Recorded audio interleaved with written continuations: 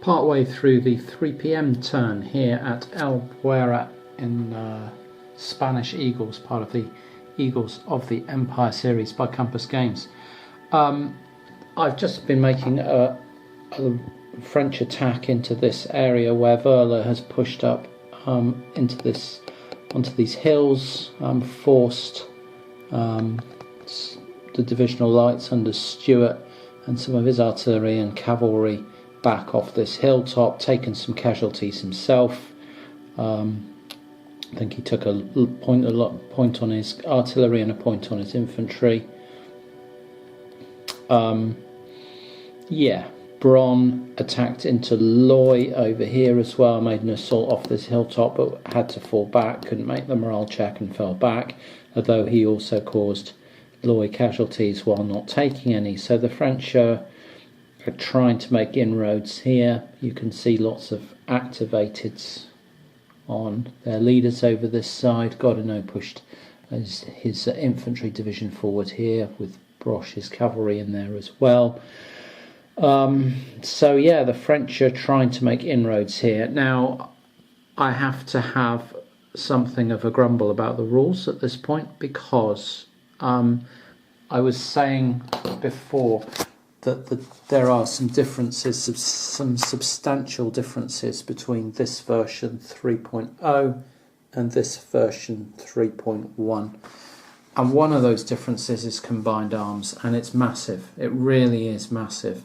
I was thinking, in the original rules say, if you make attacks, assaults with, a combination of infantry, cavalry and artillery, and that's the only reason to attach artillery to infantry, by the way, to go through this process of actually attaching your artillery to your infantry makes it much less useful, much slower, much weaker.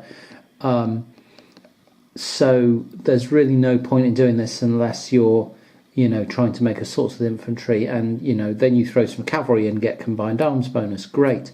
Except the 3.0 rules say you get that combined arms bonus for attacking units from the same formation, attacker only. Right. Okay. Well, if you look at the French organisational charts, let's have a look at them, but I can tell you that the French don't have any infantry, artillery and cavalry in the same formation.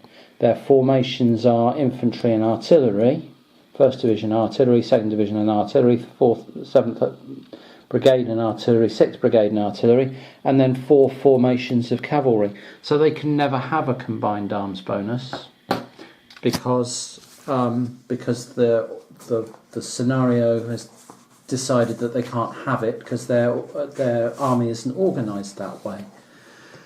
Whereas the rules for the Allies say of the Spanish units of Blake's army may use the combined arms bonus even if from different formations. So this hodgepodge of cavalry and forces and formations over here can throw together in any combination that Blake likes and have a combined arms bonus. And I was thinking, okay, well, that's what it says, so I'll go with it.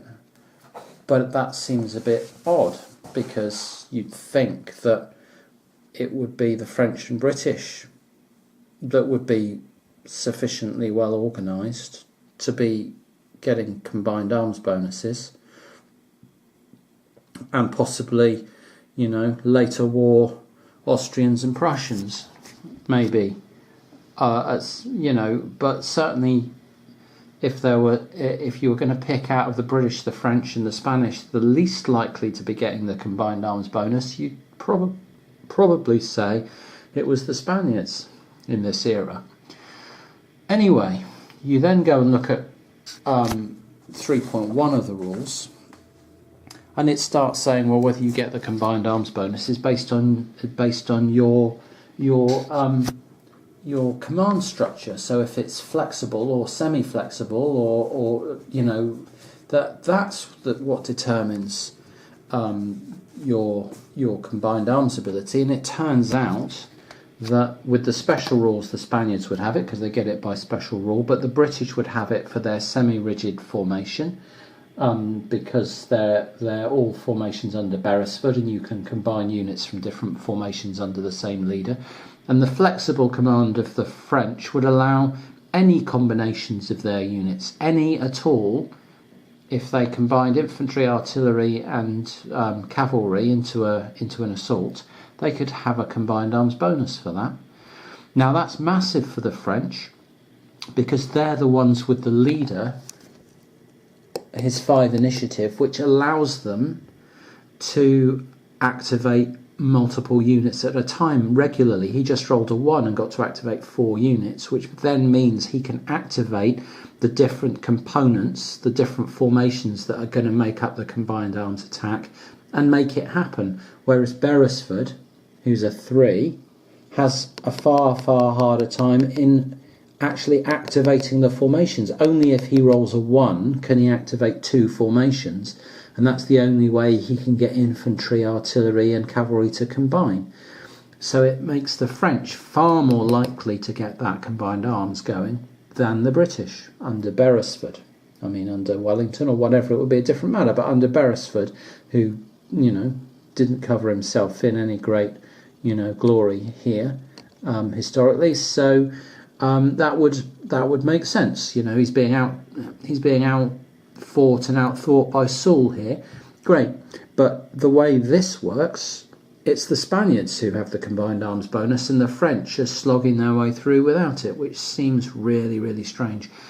And it is undoubtedly warping and affecting the outcomes here in ways that are not great. Partly because I saw that you had to have units of the same formation, I haven't been bothering to combine all the cavalry with the infantry divisions, and suddenly I go and check the rules to see if anything's changed, and it's like, the French could be doing this all along. So they have been fighting with one hand tied behind their back, essentially, while the Spaniards haven't. They've been getting to exploit this combined arms stuff to their benefit. So I'm somewhat pissed about that. I really don't like playing games when I'm getting the rules wrong. I certainly don't like playing games with 2 conflicting rule sets, and I don't like changing the rules halfway through. But this is somewhat unsatisfying to get to this point and find out that, oh no, we rewrote the rules, that's all cobblers.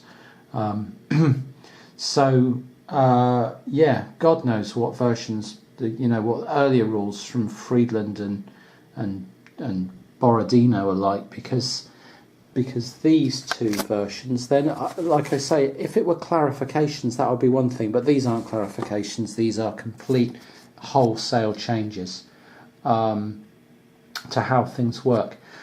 I've checked online about the assault procedure. The whole procedure for assault suggests that when assaults happen, both sides have to make morale checks to see if they'll stay or whether they'll retreat. But you check online, wade through pages and pages and pages of forum listings, and find out that that's complete bollocks as well, that if the attacker retreats, the defender doesn't have to bother to try and make that roll.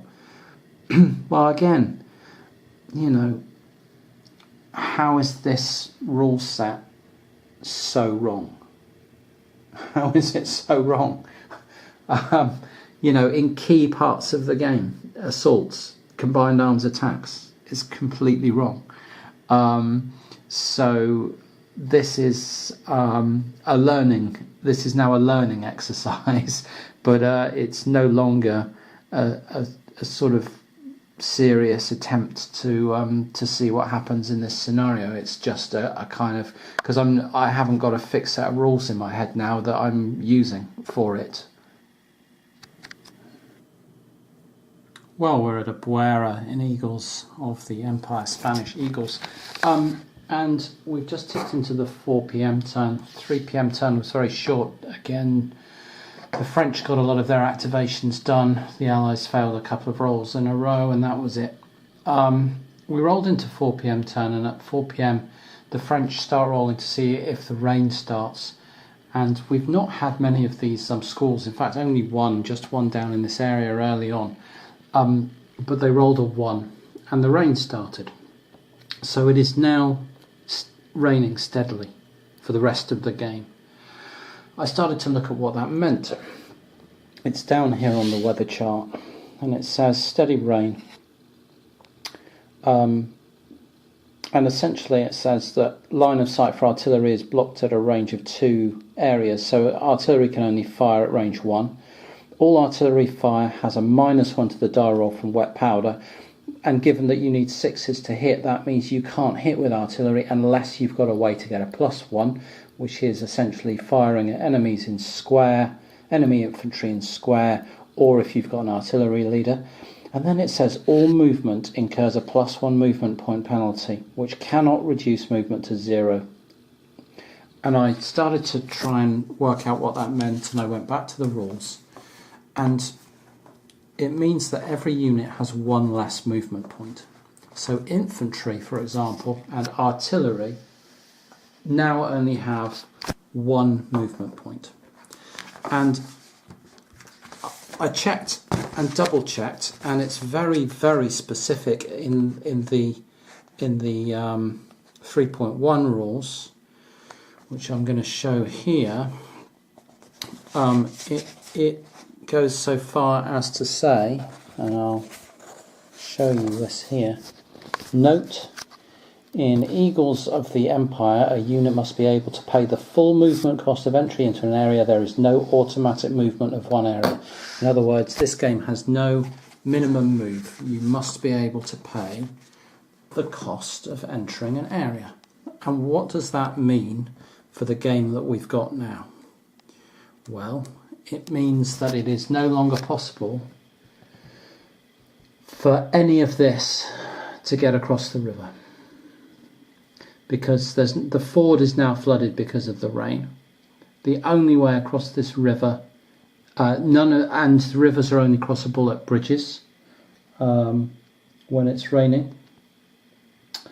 So what that means is this bridge is the only way across the river, and nothing can move across that bridge because this has a elevation of +1, which means that moving from this area, which has no elevation, into this costs +1 movement point, and that means it would cost half for the bridge, +1 for the elevation change, 1.5 movement points.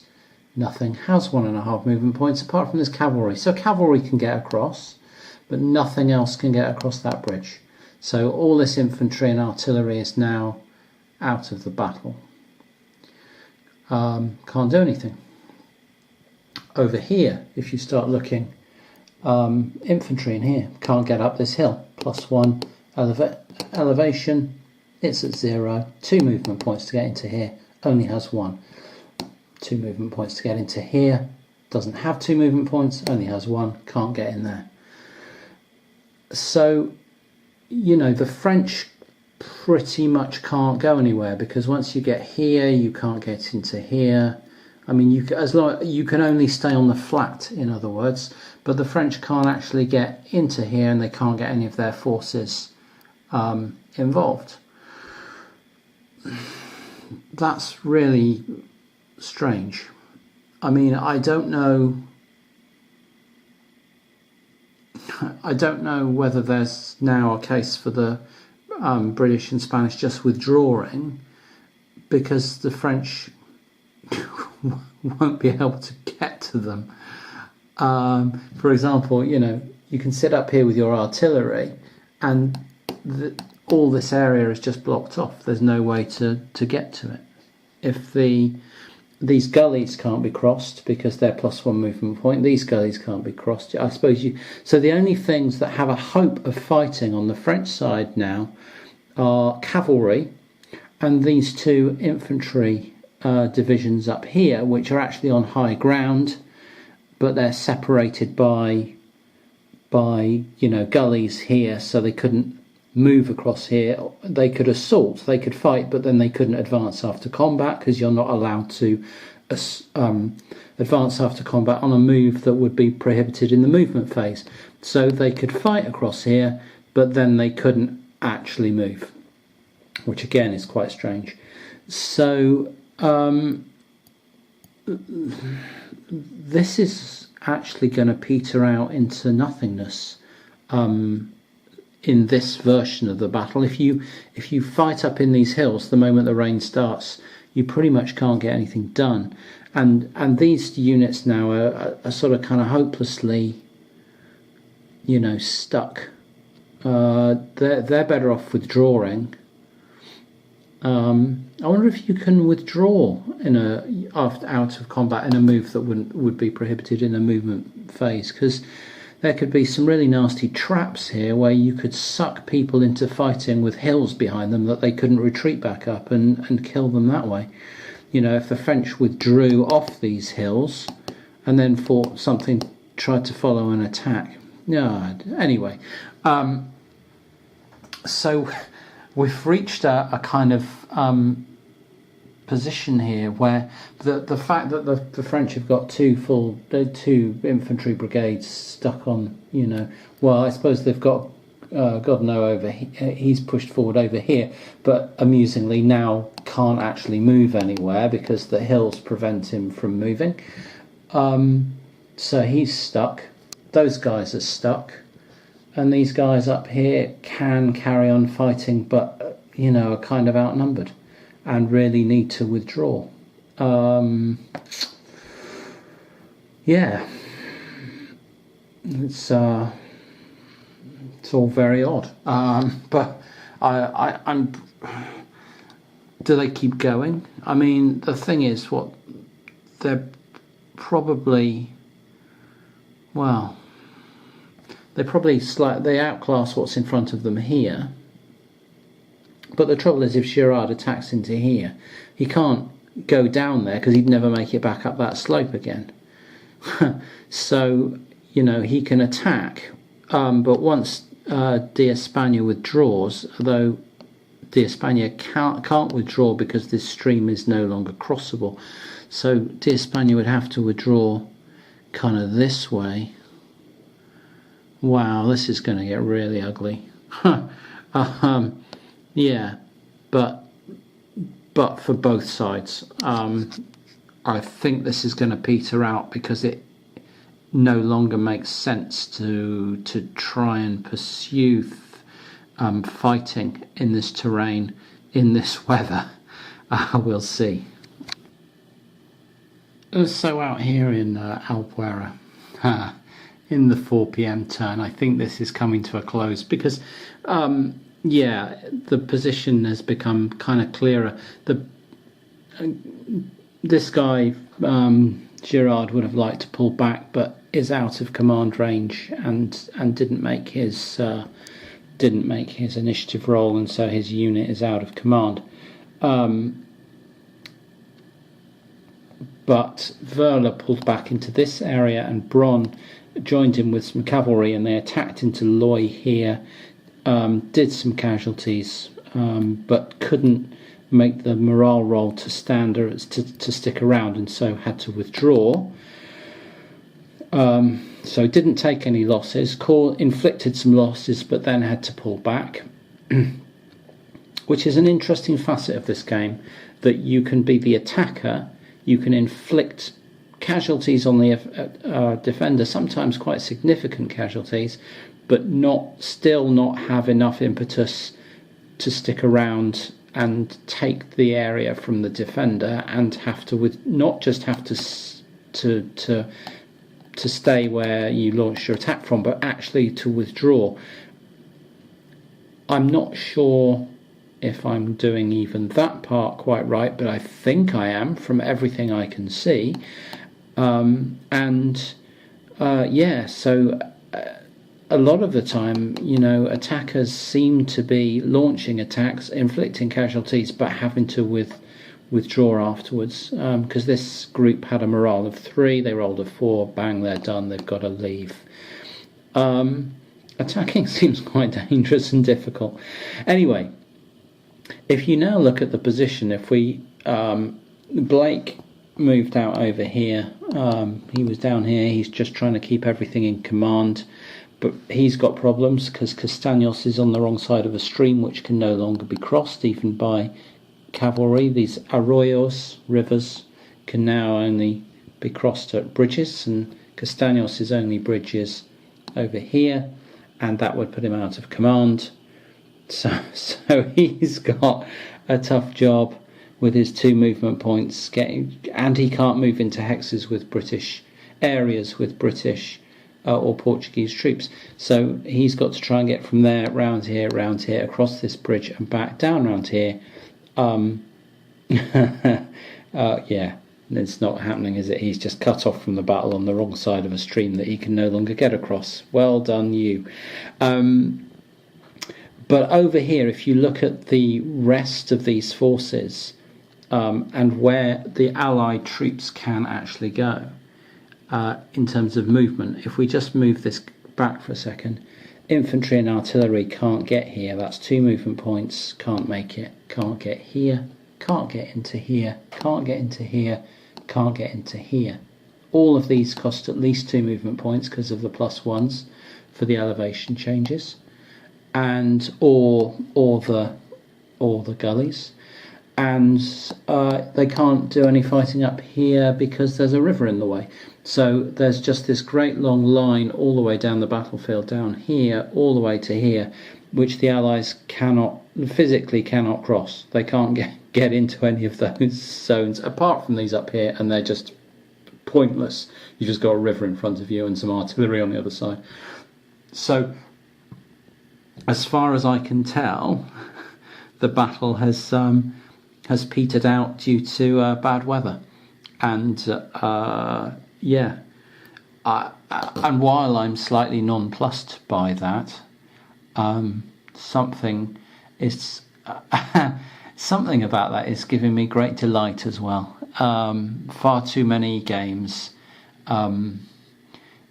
you fight each other until there's just a unit left on the board. You start with these great big armies and you end up with 3 counters, and it's like, hold on, that doesn't seem very viable. Well, here we have 2 armies that started off at, what was it, 9 o'clock this morning, 8 o'clock this morning, I can't remember, and have fought at what seems like or failed to fight, but fought at what has seemed like a very reasonable pace, and at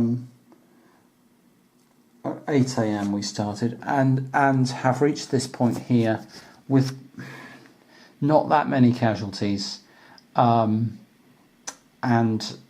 have now reached a point where they've failed to get to grips with each other and are going to withdraw and lick their wounds. That's all seems far too plausible. So this is the end of this trial run of Albuera.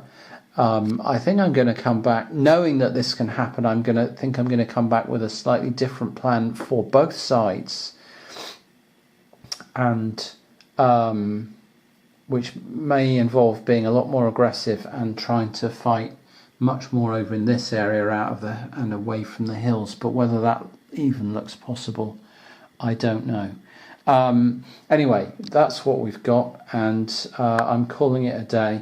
But I feel I know the rules now, or at least I know them as well as they can be known, given some of the vagaries.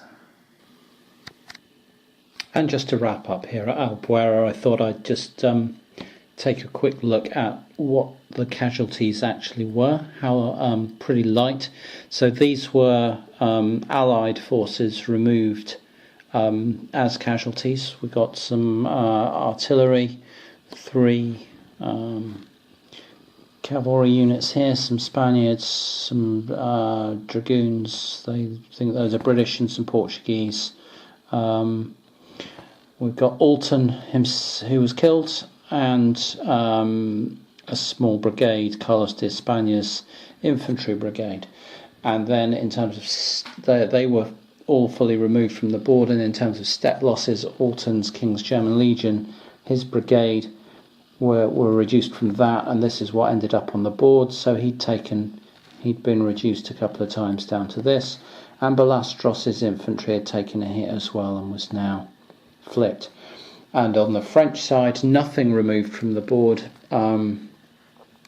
Gazin's infantry division had taken a hit, Werle's infantry division taken a hit, Girard's infantry taken a couple of hits, and some of Werle's artillery had been destroyed. And that was it for the casualties. So a pretty light day, a pretty light day's fighting by Napoleonic standards. And I'm really tempted to set this up and go again, partly because I want to see what happens when I start playing with the full combined assault rules for the French, which they should have been benefiting from, with the knowledge that the game can come to a very early conclusion because of the weather, because of the variability with all these squalls and showers that can happen, and just with a better knowledge and understanding of how assaults work, how movement works, and the impact that the rain is going to have on this very rough terrain. So I have really enjoyed this game, despite perhaps mumbling along with a few frustrations, but in general I've really enjoyed it. I think it's extremely I can't think of the right word, but it's intriguing and kind of captivating. It draws you in a way that I don't find Napoleonic hex and counter games tend to do. So I'm finding this really evocative of the era and an interesting portrayal of Napoleonic combat. And I want to see more of it, which is just as well, because I bought most of the games in this series, not for high prices. Thankfully, they don't go for huge amounts of money, so I managed to pick them all up at very reasonable cost. But I've got a few of these to play. But I'm going to carry on with Albuera and have another crack at it, I think.